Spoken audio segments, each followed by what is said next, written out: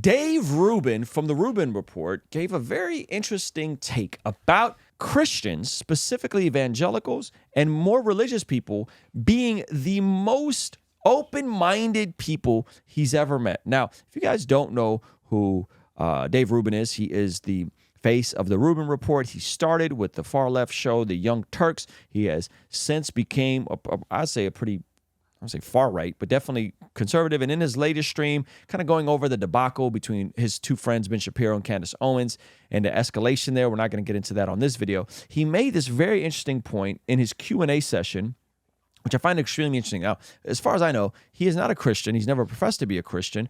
He is a homo man who is married to another man with a baby they adopted or had a surrogate. I don't know the particulars of that, okay? And he made these claims, which I just found extremely interesting, okay? So whenever you hear folks from outside of Christendom make statements like this, I always stop and just kind of reflect on this. Okay, so check this out. The greater point on that is that the left largely has become a cult-like movement. You believe in everything we believe when we believe it, and if you do not get on board, and if you don't ascribe to our oppressed narrative and all of those things, if you don't do it the second we want, you are evil.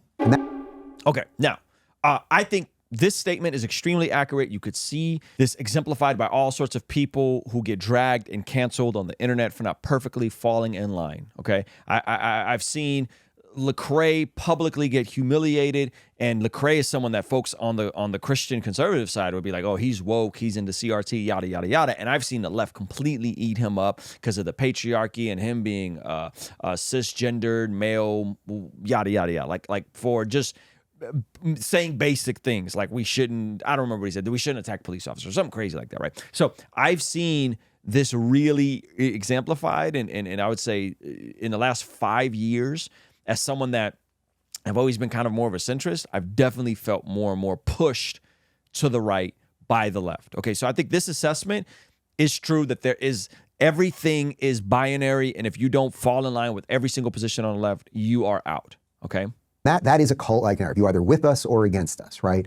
And people on the right, conservatives, Republicans, tend to be more agree to disagree. And that's not the way it's framed, right, through culture, right? Culture would tell you that religious people are the most dogmatic and everything else. But again, I have consistently found, usually evangelical Christians, to be quite honest, the most open and decent. So he said the conservatives tend to be more open to having conversation. But then he said evangelical Christians tend to be the most open. Okay, this is not a Christian. This is not someone. I mean, this is for all intents and purposes, this is someone that's it's a married man, and this is his statement. Usually evangelical Christians, to be quite honest, the most open and decent, but religious people by and large. That's a very interesting claim, right? And listen to what he goes on to say next. When we were in Israel, in Jerusalem, we had a Shabbat dinner for my entire team with a ultra-Orthodox, very, very religious family in Jerusalem. We did the same thing when we went to Israel. It was dope. They knew who I am. They're fans of the show. They know about me and who I'm married to and all of those things, and they welcome their home to us. I mean, I think this idea that like religious people aren't friendly towards people who live in a different orientation and have different views is kind of silly, right? Because I have a lot of friends that come from alternative lifestyles, oftentimes intentionally wanting to be the lifeline and to be the conduit of truth in their life. And I think this is far more common than people think it is. I would say that's the same exact thing that I've seen out of the Christian community. The left has figured out a way to keep everyone so hysterical all the time that they are bound by something that is not good, but it does keep them tight. And the right is bound more by individual rights, more by freedom. And the glue of that should be much tighter. But the glue of that, because there's a respect for who you are and how you behave, and understanding that, oh, you don't want to create a government that will tell exactly everybody exactly how to live.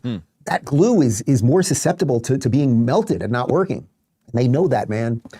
So interesting take from Dave Rubin. Society, the media would have you believe that Christians are the most bigoted, most closed-minded, most dogmatic. But I think it's the opposite.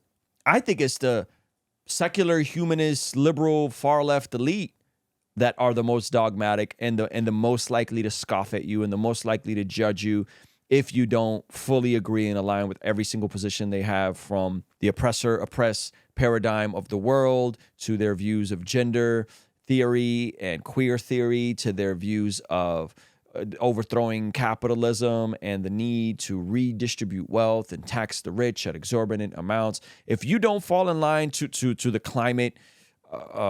climate alarmist craze that the world's going to burn by 2030 if we don't all become plant-based vegans and eat awful, impossible meat, fake meat, okay?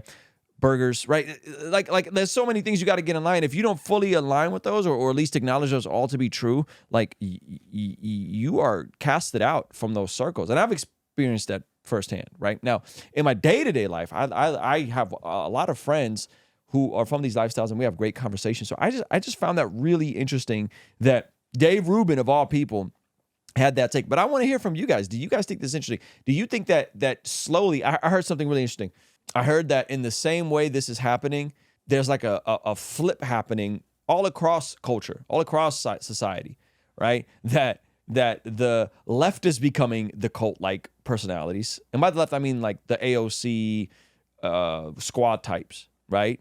And the Christians and the religious people are becoming the more open-minded, like, we love you as you are, like how you come over for dinner.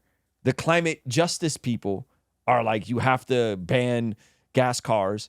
And the folks are like, no, we got to do it through innovation. We're not, America is not putting out all the emissions to the world. Like we put out like 15% of it, right? Like we got to do it through technology, right? It's so interesting. The Democrats used to be the party, like in the days of JFK, used to be the party of the blue collar and the working class. Now it's flip-flopped. It's like the Democrats and the far left are like the elitist.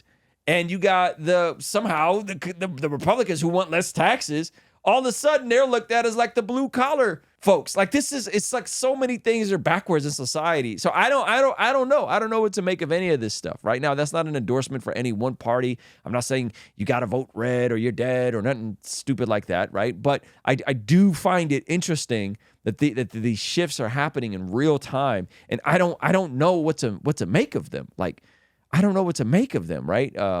It's fascinating. So anyway, kudos to Dave Rubin for making those statements and being transparent in his own evolution of sorts, okay? So we'll see how that plays out. All right. We see according to the Bible that prayer is extremely important in terms of us being transformed from the inside out when we get aligned with God's will. For the Christians watching this channel, I want you guys to implement these spiritual disciplines in your day-to-day life. And the only way I've been able to do this consistently is through writing down my prayers in a prayer journal that does a few things. One, it allows me to reflect and come to God humbly and ask Him to move on my behalf. And two, it allows me to document my prayers, which ultimately help me remember the very things that I was praying for and see the hand of God tangibly in my life when He answers them. So I would urge you, consider writing down your prayers.